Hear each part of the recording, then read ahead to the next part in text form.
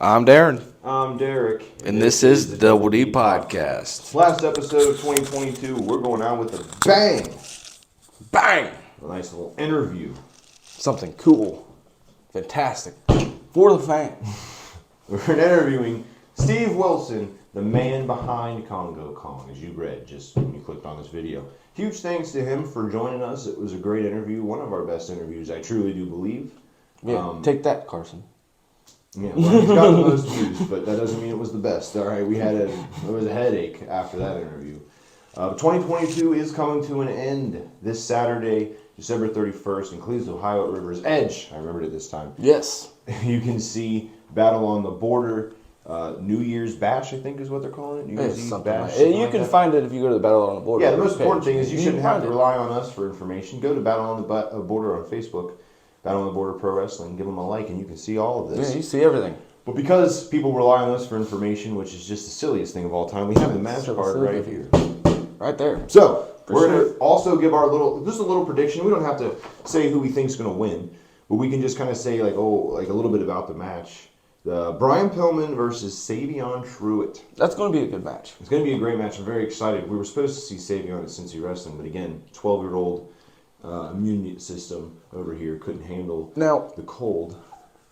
I definitely think Brian Pillman's going to own that whole match.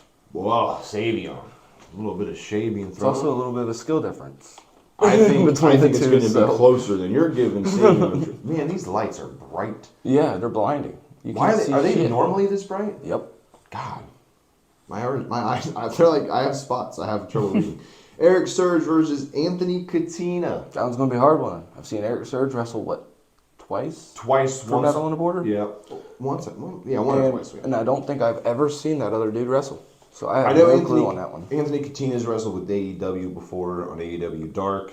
And Eric Surge, of course, we think very highly of on this program. So Eric Surge, he's very, very talented. Especially when first time we've seen him wrestle, I don't think neither of us heard of Eric Surge. We didn't. Well, this is how you open up your horizons by watching Battle on the Border. Exactly. Eric Surge gets the win. That's what I'm predicting. Yes. Super Oprah versus Kongo Kong, and of course David Barnabas Spector is going to be at Kongo Kong's side. That's going to be a very hard match to even think about who's going to win. We're big fans of Super Oprah on this show as well.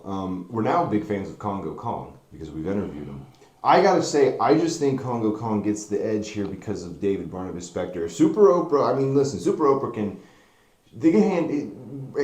handle Super Oprah. Oh yeah, for sure. The problem is can Super Oprah handle not just Kongo Kong, but David Barnabas Spector, who gets involved all the time. Let's just be honest. He gets involved. He distracts people. He may grab. He's been in the ring before, handed a chain to Kongo Kong once to have him win. Well, it was helping. He hit. To help. I'm sorry. Paxton Calloway? No, not Paxton Calloway, but yeah, he did hit Paxton Calloway. Yeah, I was going to say he hit Paxton Calloway. What did that to get against Fantastic Bobby Fulton? Yeah, Madman Fulton. Fantastic Bobby Fulton is the manager of just. Oh God, you're right. God dang it, Derek! Well, do your research. There's too many Fultons, and there's too many Callaways. And Madman Fulton is a wrestler. The fantastic Bobby Fulton was wrestling. Is now a manager. You're right. My apologies. Paxton Calloway. You're right. My apologies. I got too ahead of myself. Who do you think is going to win this match? That's still going to be a hard one. I think if Super Oprah can handle two people, then Super Oprah might get the victory here. But Kongo Kong has Spector on his side. That's all I do know. I think Kongo Kong could do it by himself even. That's the craziest part. You know what, though? This could be a toss-up. If anybody wins in this one, I wouldn't be surprised. No, not at all. Now we have Sergeant Ledbetter and Craven versus DDT Trash. Now I think just because we're a little bit one-sided on this one. I mean, he did call us Dumb and Dumber. Yeah. When he was on the show, and Ledbetter's gonna lose. Cheated in the last match against Tim Lutz and hid it in our suggestion box, which by the way has been upgraded to this. So you cannot hide nothing in it. Right. This is why we put this together. Oops. We put this together because you can't hide. You can't hide brass knuckles in this. And it's cool. It's cool. Yeah, we didn't actually put this together. And it's cool. That's what it's going to be used for. It's in the suggestion box. I'm just going to, because again I am one-sided, I really am pulling for DDT Trish. I'm hoping Lou Booter loses. I can't talk. Put that in the bloopers. This whole episode's been a blooper. I hope Ledbetter loses that motherfucker. Wow. Fudger. Son of a bitch. Whatever the hell you call her, I don't know. Shauna Reed and Judy Hendricks are facing off to crown a UKW Women's Championship. Shauna Reed is defending that title, and I have to imagine that she's going to defend it successfully. This is going to be the most exciting Darren's wrestling match in the card. Darren's very excited for this match. We're also very excited. We haven't seen Shauna Reed wrestle Battle on the Border since our first episode, or show there. Yeah, our very first show we went to. We didn't even talk about it on the podcast. We didn't even cover it. We were, fun story, I probably told the story before, but it came down to the weather was bad. Remember this? Yep. Weather was bad. It was raining really bad. My girlfriend at the time said, I don't know if I can make it over because of the weather, and I don't really want you to come over because of the weather. So I was like, all right, well, let me know what your decision is, because if that's the decision, we're going to go to a wrestling show instead. She took like an hour or two, was really running low on time, and she was like, yeah, sorry, I don't think it's for the best. So I told Darren, I was like, we got to go now. We were late. We missed, I think, like the first part of Shauna Reed's match. Yeah. But we did get to see it, and that's what started this. So had my ex-girlfriend not decided to not hang out with me, we may not be doing this right now. If she decided to hang out with me, we might not be doing this right now. I'll be damned. Things happen for a reason. Exactly. Then, of course, Zero Gravity. Now, there's been a little bit of an announcement made on Battle on the Border Pro Wrestling Facebook page. Make sure you go check them out. Originally, it was supposed to be Jaden Jett, Avery Hertz, Carson Drake, Pompano Joe, Tim Lutz, and Matt Taylor. Those were the final 6. Unfortunately, due to scheduling conflicts, Pompano Joe, Tim Lutz, and Matt Taylor won't be able to make it on the 31st. Really upset about Matt Taylor not being able to make it. And Pompano Joe. Damn it, we're supposed to party. Oh, that's right. We're supposed to party later. Well, yeah. That was an awkward situation for me, remember, when that interview was being taken place. But they will get they will get zero gravity opportunities later on, so that is cemented for them. So that is one good thing. However, there will be qualifying matches that will take place to replace those 3 earlier in the night, from my understanding from the Facebook post. So the zero gravity there will be a new zero gravity champion. Only because I only know the 3 people that are in it for sure. We're going to go with Avery. I'm going to go with Avery Hertz. And Carson Drake needs to be disqualified. He did. I mean, is he overweight? He is too fat. He does not need to be in the zero gravity.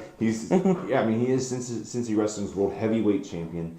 Can you really be world heavyweight champion in zero gravity? I mean, Rey Mysterio could win cruiserweight and WWE's world title, but he was a true cruiserweight.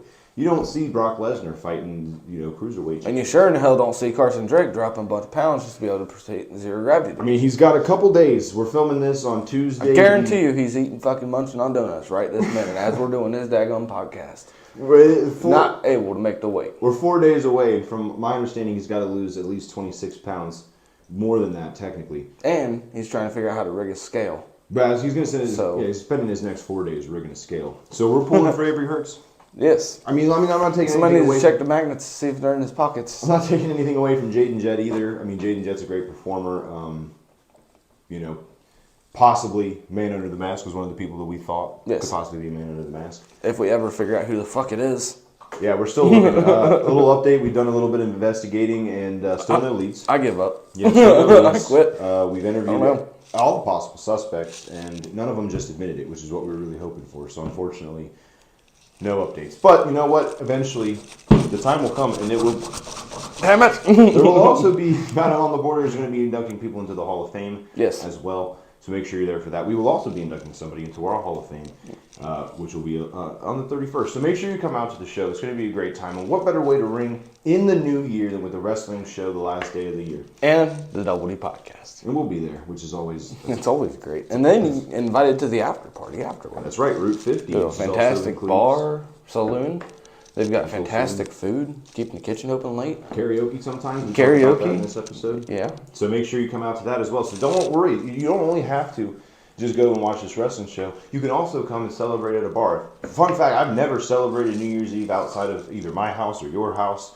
So it's a new era for us. This is the first time we're going to be at a bar for New Year's Eve. Oh, yeah. It's going to be a whole different thing, man. 2023 is on its way. Real quick, we do want to thank everybody who joined us, watched us during 2022.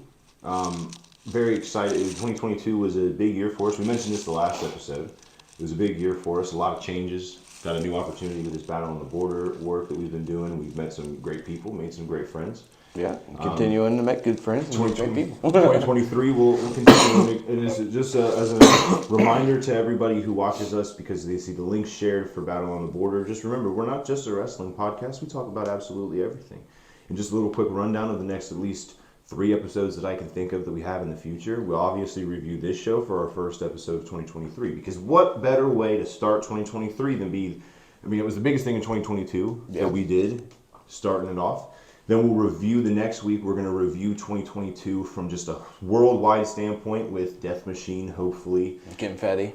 There's going to be confetti, apparently. That's where confetti's going to be present. There's going to be a lot of crazy stuff. And hopefully we can get Tyler in. We're going to try to get everybody in as possible. The OG group. The Double D and the crew. We haven't had the crew on in a long time. And then the NFL playoffs will be, I think, in the middle of the NFL playoffs by that point, and we'll talk about that as well. And we'll try to hopefully get somebody from Mad Duck Sports on. Hopefully, and then maybe we'll make an appearance on their show as well. So we've got a lot of things planned.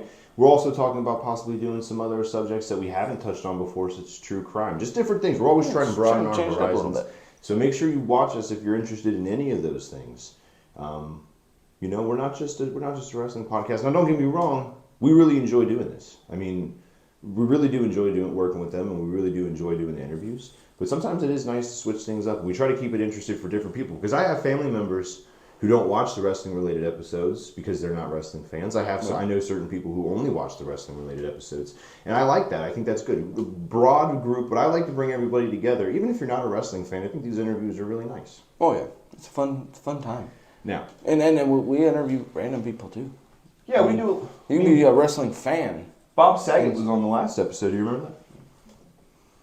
I mean, it was Tyler. We tried to get it through. I already put him into a mental institute. He doesn't know any better, so. Yeah, he'll be out by the time we have him on the podcast. Yeah. So a lot of crazy things coming up. Cheers to 2022. And do I announce it now or later? I have no idea what you're announcing, so go for it. Our QR code. Oh, W? Yeah. W Energy will be is a sponsor now. You can go to w.gg. If you just look up W Energy, you should be able to find their website. There will be a link in the description below to their website. If you use code Double D Podcast, that is DOUBLEDPODCAST.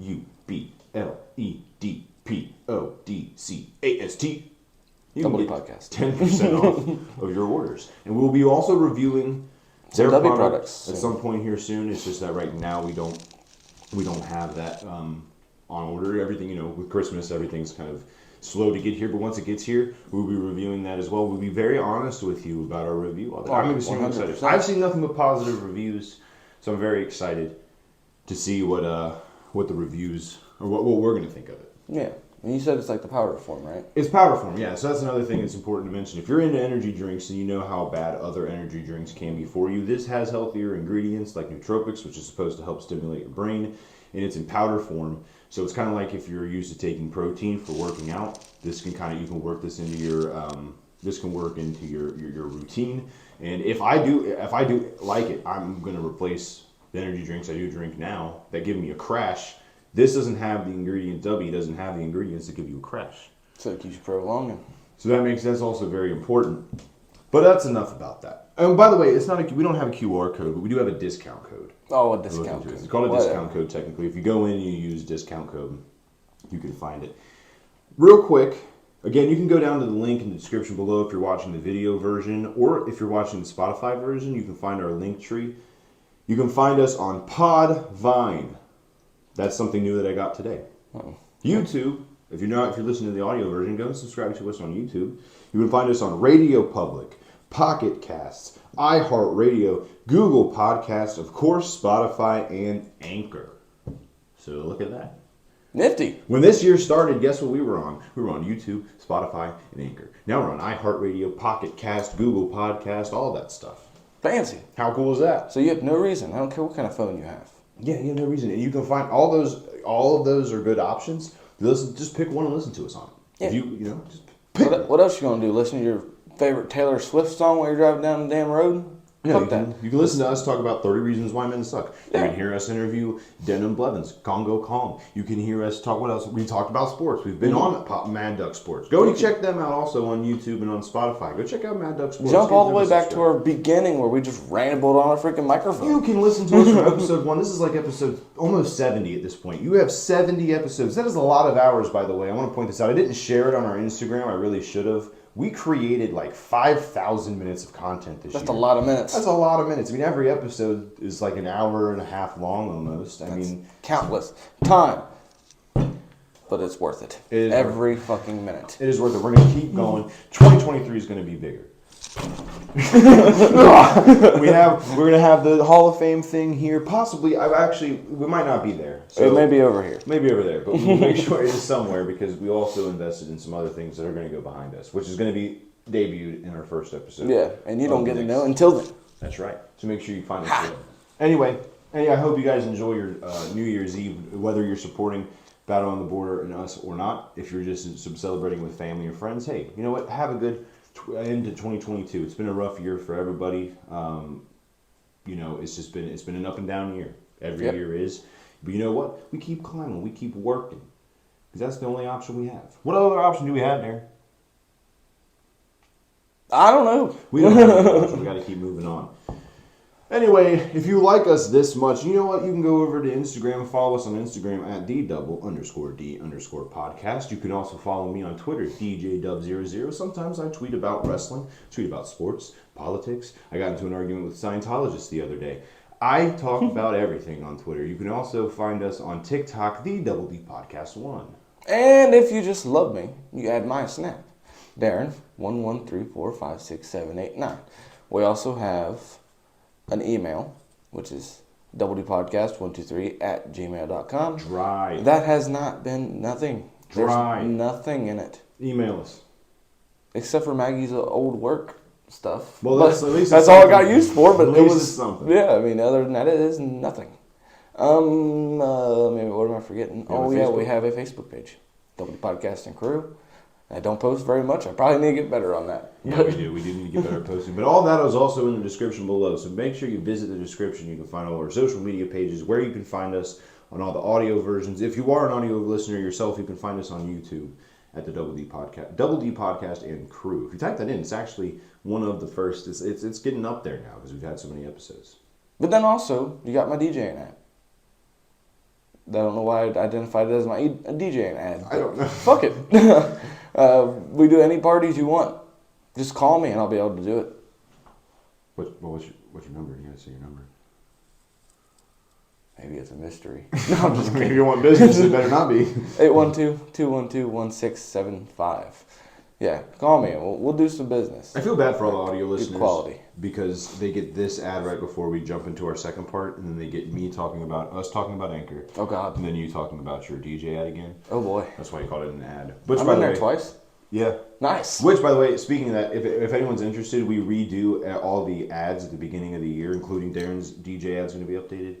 My ad for Anchor, our ad for Anchor is going to be updated. Mm-hmm. So it's all going to be new. So if you get bored of the same old ad every single week, it's going to be different. I mean, it's going to be basically the same, but a little different. Hey, if you got a small business and wants to sponsor it, holler at us. Email us. Yeah, shoot us an email. We'll get you plugged in there. That's right. At a cost. wait. We'll talk about that in a second. Anyway, on to the... All right, so if you could please introduce yourself. My name is Steve Wilson. I'm the man behind the monster Kongo Kong. All right, well, first off, thank you for joining us. We like to ask this question to everyone we interview. What was it that got you into professional wrestling from a fan standpoint? When I was 5 years old, I remember this was before pay-per-view was a common thing. So WrestleMania 3 happened, and I heard everybody talking about Hulk Hogan body slamming Andre, and so it kind of made me. I knew who they were. I just really wasn't into wrestling though at the time, and it piqued my interest, and then kind of grew from there. Yeah, that's the old style of wrestling. Those big guys doing that. You know, wrestling seems to be steering away from that. But that's kind of your whole thing. I was watching a video about you on YouTube, and it was about how you're one of the most overlooked big men in professional wrestling today because you have the aerial moves. You obviously are a big imposing force. Is that something? Well, how do you study when you get into professional wrestling? When you were getting into it, learning your offense, what did you study? Who's an influence for you? Um, really, most of the big men from that time. I take cues from Big Van Vader, Yokozuna, um, uh, Undertaker, Sid Vicious. All the different styles. Andre, I use some of his stuff and watch some of how he did things and um, just how people interacted and the way that um, they made the matches make sense. Being bigger guys and wrestling smaller guys or wrestling other bigger guys. When they had to. Yeah, absolutely. So, did you name one of either your all-time favorite professional wrestler in that list? Yeah, that'd be Vader. Vader. He's one of the most. Obviously I'm only 22, so I did not grow up with that in that era. But going back and looking at him, especially like when he was wrestling over in Japan, I mean he was huge in Japan. He was huge here in America too. But he's one of the more overlooked wrestlers I think of all time too. One of the most overlooked big men for sure. Yeah, absolutely. I'm glad he's in the Hall of Fame, but I feel like during his career, especially in the WWE, they should have made a better run with him instead of falling prey to Shawn Michaels of the time, and eventually burying him, I guess. Yeah, Shawn Michaels. Not trying to catch any heat from Shawn Michaels. I heard he's a big fan of our podcast, but he has a little bit of a track record with that in his career. Yeah. I mean, he's better now, obviously, but Yes. yeah, back then it wasn't so pretty. So, what was it that made you finally get into professional wrestling training school? What was it made you take that leap into that career path? When I was graduating high school and the internet was born. That's how old I am. This was about, I'd say 97, 98. I started researching, schools online, and the closest one I found to me was in Windsor, Ontario. Um, and, they just weren't readily available like they are now. You can't just go 30 minutes away and find a wrestling school. Um, but I had went to Saginaw Valley State University up in Michigan, and I was playing football up there. And I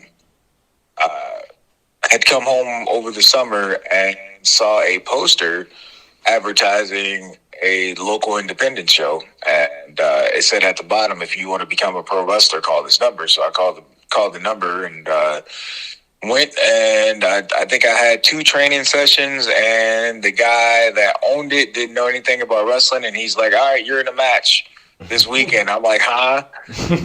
So yeah, being fresh out of football, my very first match, my opponent calls for a spear, and so I speared him. I don't think it was quite the spear that he was intended on. It was more of a full-fledged form tackle, but he survived, I guess. Well, yeah, as long as he survived, that's what's important. He might have taken spears differently. He maybe never took another spear again in the future. What position did you play in football? What position? Yeah. I was a lineman. In high school, I played both offense and defense, tackle. And when I went to college, I started off on the offensive line, and I finished my career as a defensive tackle. I was a guy that when they called for the goal line defense, they called me in because I was 380 pounds at the time, and pretty hard to move. So they put me in the middle and have me driving the line back and causing disturbances in the backfield. Absolutely. I could only imagine. Do you ever have any dreams of going to the NFL or anything like that? It was a fleeting thought, more for the money than anything. I love football. I'm watching the bowl games right now, actually. But when I played it, I found that I was way more sore and injured all the time, and I didn't foresee my career being long term doing that. Do you think that your football career helped you get into the professional wrestling world? Oh, absolutely. It prepared me for a lot of things, along with my amateur wrestling. They taught me a lot of things that I use to this day. Even when I'm training, I still use some drills from amateur wrestling as well as football to kind of help with agility and things like that. And a lot of the principles I learned from those coaches and things I try to pass on. Absolutely. So, how did you come up with the Kongo Kong character? How long into your indie career did it take? Was it right off the bat? Was it something you've always thought of? Take us through that process if you don't mind. Kongo Kong actually was not my idea, and Kongo Kong was not anything that I ever wanted to do. I never wanted to be what I would consider a stereotypical black character. Because I felt like at that point, when you saw black people on TV, they were either savages or they danced or they rapped or some form of criminal or something like that. And I didn't want to do that. I wanted to be seen as regular, seen as a normal guy, or I wanted to be like a Hulk Hogan, I guess. Yeah. So I wrestled for, I'd say, the first good 12 years as Osiris, and didn't paint my face or anything. And then I wrestled in Chicago for a group called Elite Pro, and they ended up getting me in contact with Insane Clown Posse, who runs Juggalo Championship Wrestling. Yeah. And when I got to Juggalo Championship Wrestling, they were standing around in a meeting, and they were talking about what was going on in this multi-tag team match. And they kept saying, well, at the end of it, Kongo Kong's going to come out and lay out everybody. And I'm looking around. I'm like, who's Kongo Kong? Like, I know pretty much everybody in here. Yeah. Where's this Kongo Kong guy? And when are they going to start talking about me? And so when he gets done talking about it, he looks at me and he goes, oh, yeah, that's your new name. You can use it wherever you want. And I remember hearing through the grapevine that they liked the idea of me painting my face, and they wanted me to kind of paint it like my tattoo that's on my right arm. And so I just took my cue from there. I was like, all right, well, I guess I'm painting my face and trying to get a job, see what happens with this, see where it takes me. Because at the time they were doing pay-per-views, and there are quite a few eyes on us at that time. And so I did that, reluctantly, and it ended up putting me on my first flight. Ended up taking me out of the country, first to Canada, and then to places like China and India, and even Puerto Rico. So after a while, I got used to it. The painting of my face can be a bugbear sometimes, but for the most part, I enjoy being who I am now. I didn't. Originally, the character was supposed to be a cross between Umaga and Kamala, but I didn't, just stay with that. I kind of wanted to put more of me into it and make it my own thing, not just be so much a ripoff of the other guys. Oh yeah, absolutely. That's a really crazy story. I had no clue about that. I did actually know, because I did a little bit of research, which is new for this podcast, but I did a little bit of research on you. I did find out that you wrestled with with Juggalo Championship Wrestling. How was that? What was that experience like working with them?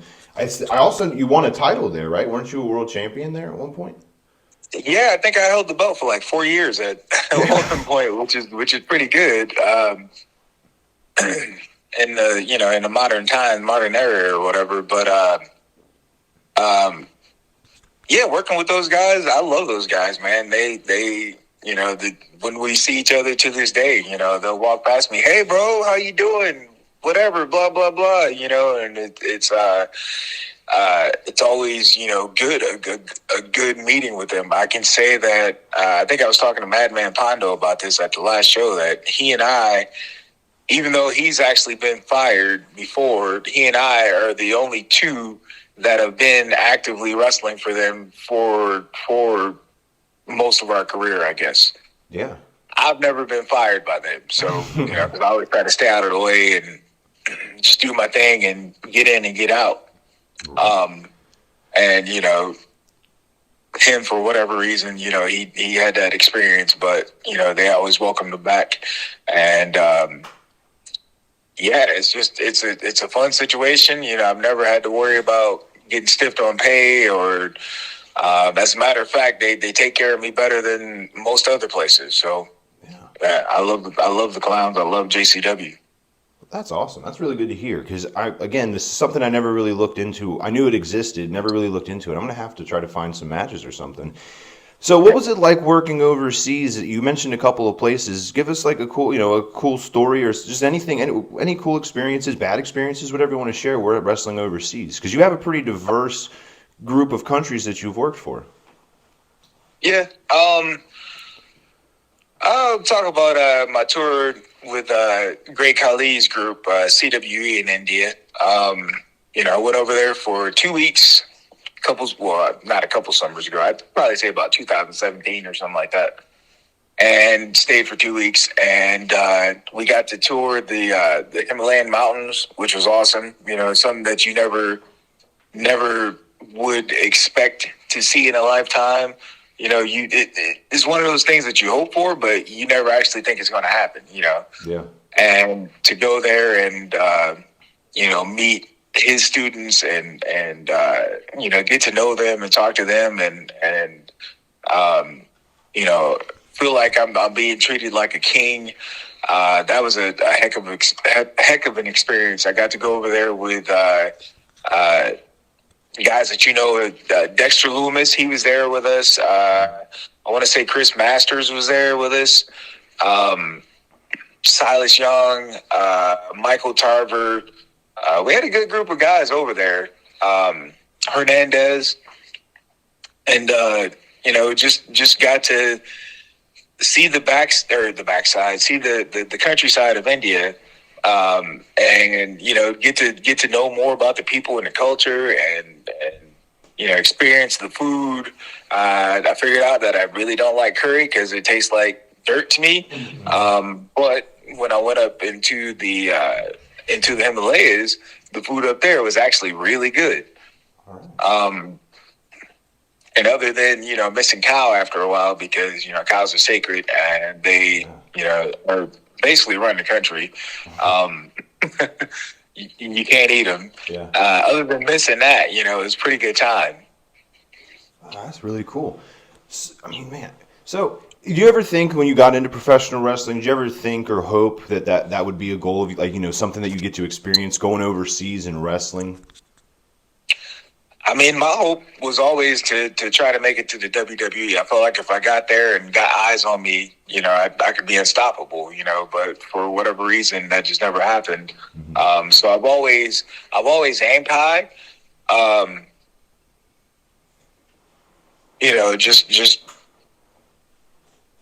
I always feel fortunate about how my career has gone, because I know a lot of guys that have been around and they're what I call 40 milers. They don't really go too far outside of a 40-mile radius of their home. Mm-hmm. And I get to see the world pretty much on another man's dime. So I'm very grateful for that. Absolutely. You know what I say to WWE? Their loss. Well, I appreciate that. I think so too. It's actually kind of cool that you mentioned that, though, because one of the first time I actually ever seen you wrestle was with Impact Wrestling. Me and my dad used to watch Impact Wrestling all the time. We were big fans of yours when you were there. Can you go explain to us your time with Impact Wrestling? How was that? Was it a good experience, bad experience? Hear a lot of mixed reviews from former wrestlers there. What was your time like in Impact Wrestling? I would say confusing. It was we got brought in under one group. and then it changed to another group, which was Jarrett, and he brought in Scott Demore, who I had worked for previously when we were doing the Global Force run or whatever. Yeah. Then that fell through, and then Scott took over, and I figured, okay, well, I got a job for at least a couple more years, and that kind of fell through too. I figured, with knowing Scott and having had experiences with him or whatever, that I'd be in a better position on the card, but it just kind of, I guess, fizzled from there. And I mean, they went in the direction that they felt they needed to go, and, just life happened like it did.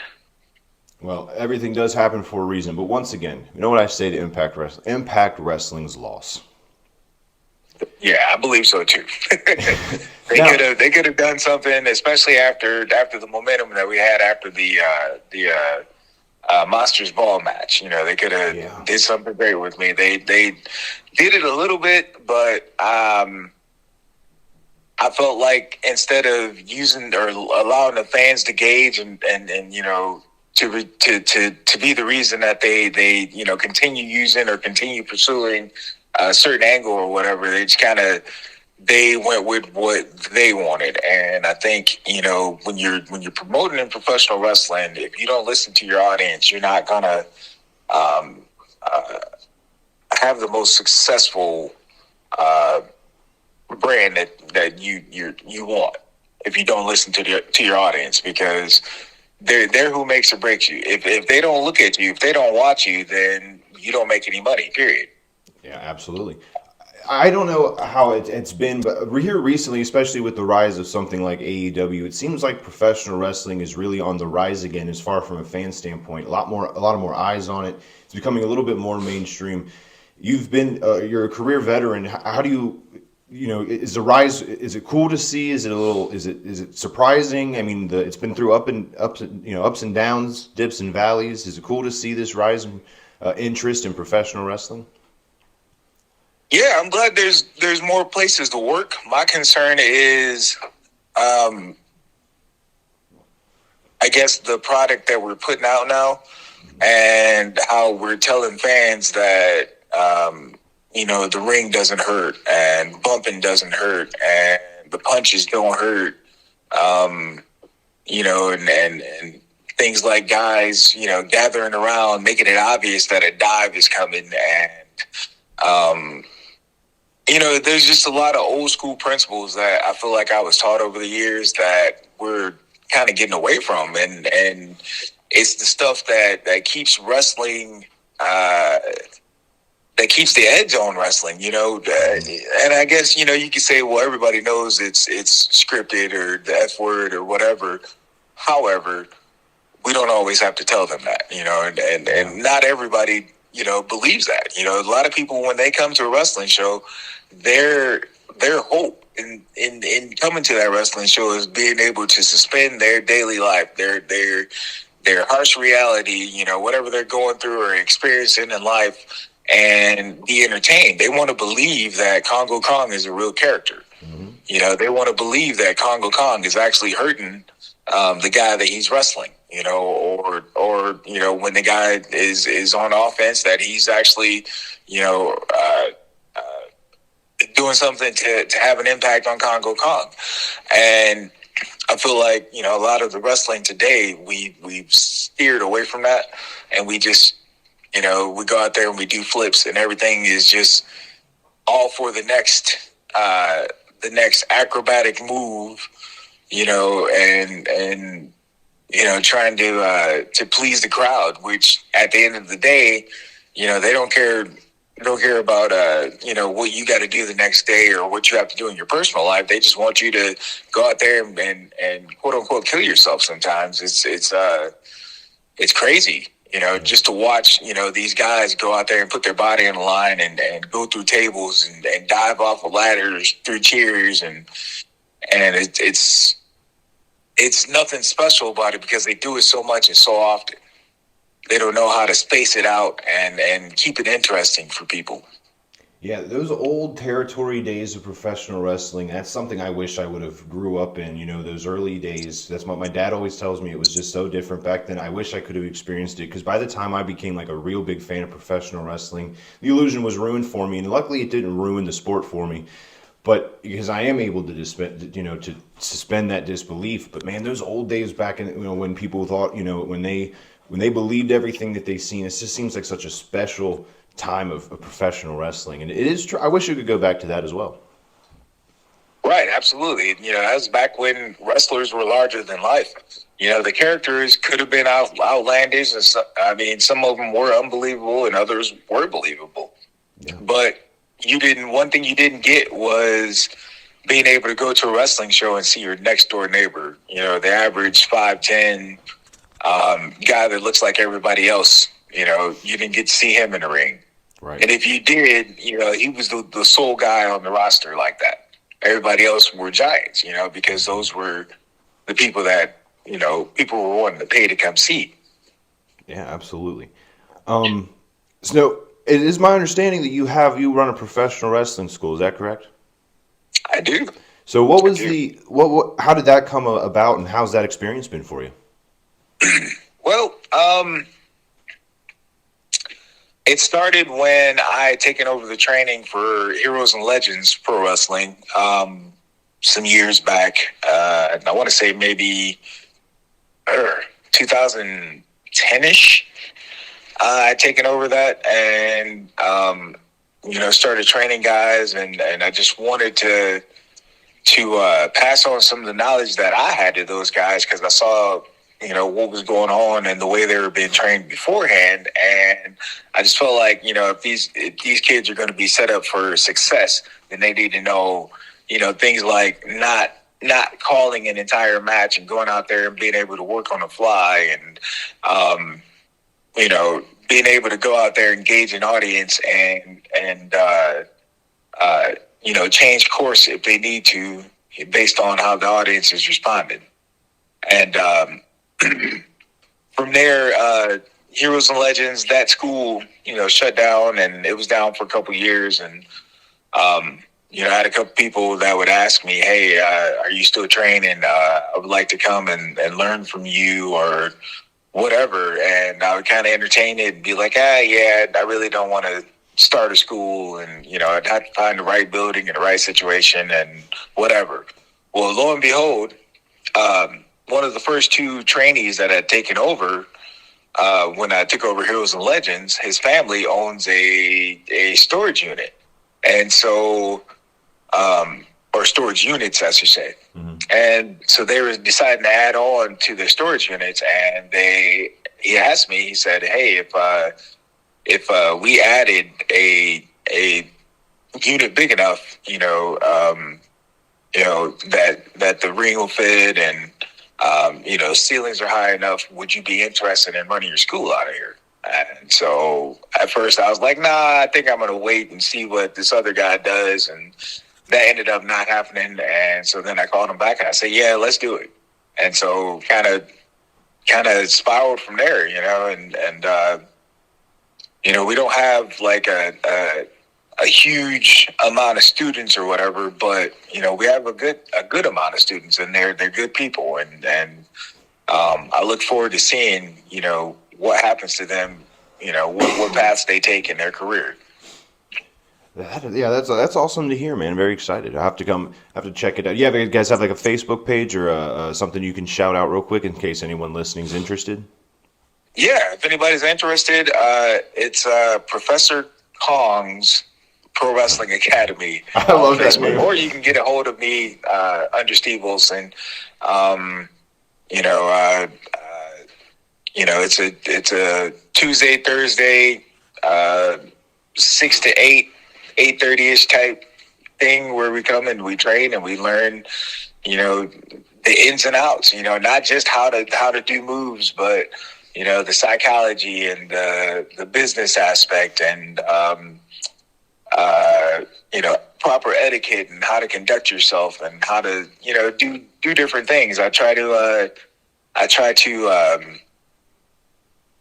keep all those aspects because I want, when my students are out there, they represent me because people often ask, well, who are you trained by? Kongo Kong. And I always hear back, yeah, your students were here and they were awesome, man. You do a really good job.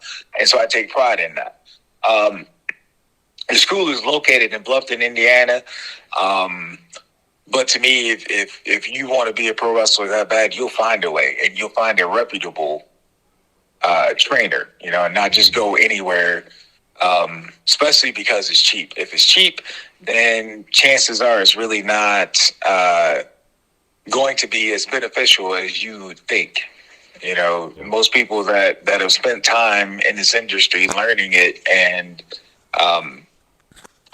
trying to make a living out of it, they're going to want, a little bit for their time. They're not, it shouldn't be a, hey, I'm going to pay my cousin $50 and he's going to train me type thing, if that makes any sense. Yeah, absolutely. Excuse me. So obviously we got connected to do this interview through Battle on the Border. How long have you been wrestling for Battle on the Border? Shoot, man. That's a good question. I think, I don't know. It's been a while. It's been a while. That's the most important thing. What are some of your best memories working with Battle on the Border? Do you have any matches you look back on, or anything that you look on? You want to? I'm rambling. What's the best moments you've had in Battle on the Border?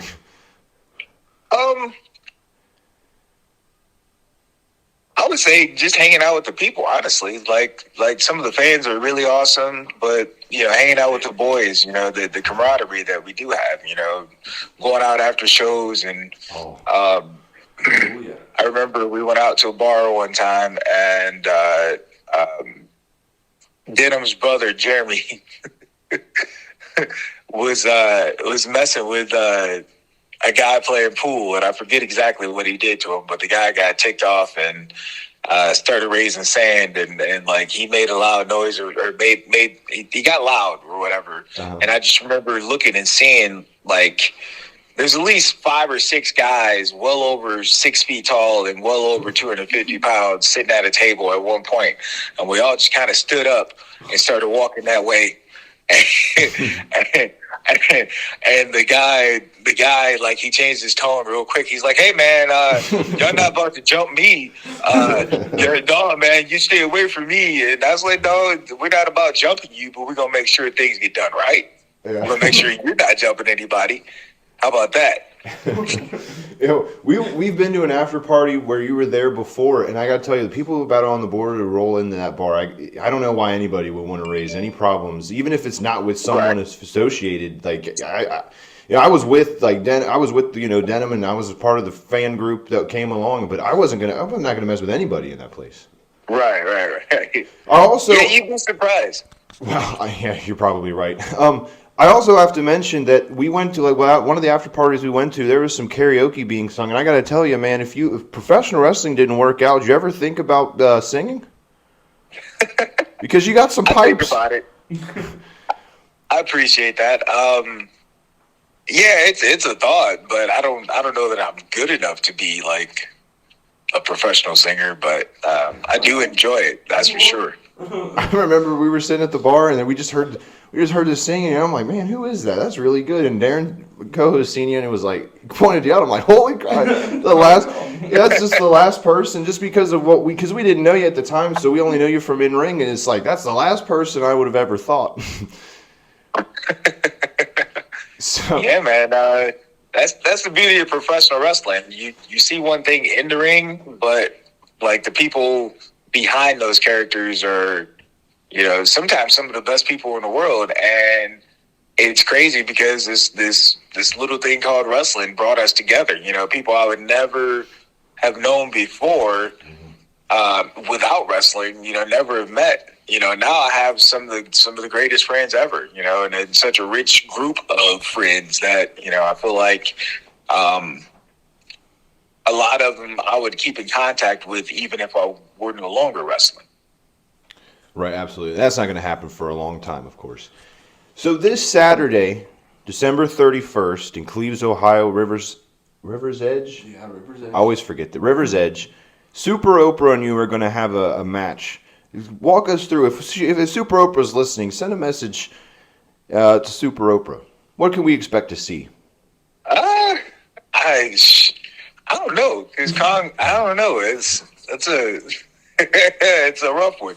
It's a rough one. How do you approach that? That is a good question. I don't know. They put it on. They said it was like a fan appreciation match, and I got to tell you, we were very excited to see this. I'm highly looking forward to it. No pressure, of course, but it's going to be interesting. There's no doubt about it. Have you ever fought someone like Super Oprah before? There's a lot of dynamics there that you have to take into consideration. And how do you play that as your character? And when I was actually talking to the person who is Super Oprah, who I'm actually good friends with, we were talking about all the how the match would possibly go, and we couldn't think of anything but just get ready to be entertained, because that's what we do. So I'm absolutely looking forward to it. Now, one last question I wanted to make sure I hit on. David Barnabas Spector is your manager. He has like a little group. Explain working with him. What's it like working with him? Because from a fan standpoint, I got to tell you, he makes himself quite unlikable. He calls us humanoids. He says a lot of mean stuff about us. I mean, what's the appeal? Why are you hanging around with this guy? What's going on? Because that's what they pay me to do, first of all. But no, second of all, David is a true professional, and he's very good at what he does. He has his character, down, and he's fun to be around, and I do appreciate having a mouthpiece to speak for Kongo Kong. It is quite bothersome when I have to try to figure out a way to creatively cut a promo when Kong doesn't really talk. Right. You know what I mean? So it makes it way better when I have somebody that does. I got to tell you, that's one thing. When this interview was being planned, I was like, this is going to be interesting, because there's going to be a lot of people. There's going to be some people who watch this. They're going to see a whole different side of Kongo Kong. Yeah. That's why I introduced myself as Steve Wilson, the man behind the monster, Kongo Kong. It's a Clark Kent Superman situation.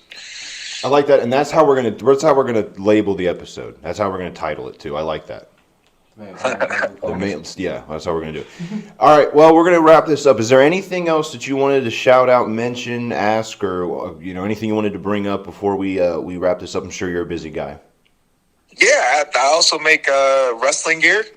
So if you're looking for tights, trunks, singlets, knee pads, kick pads, gauntlets, anything of the like, I do everything except for boots. Get a hold of me and let's do some business. I would love to see what I can do to make you look more professional. Absolutely. All right. Well, I appreciate it again. We'll have you on anytime. Looking forward to this Saturday, and also looking forward to seeing you. Are you going to the after party this Saturday? Yeah, it's a 3-hour drive to get back home, so it's easier.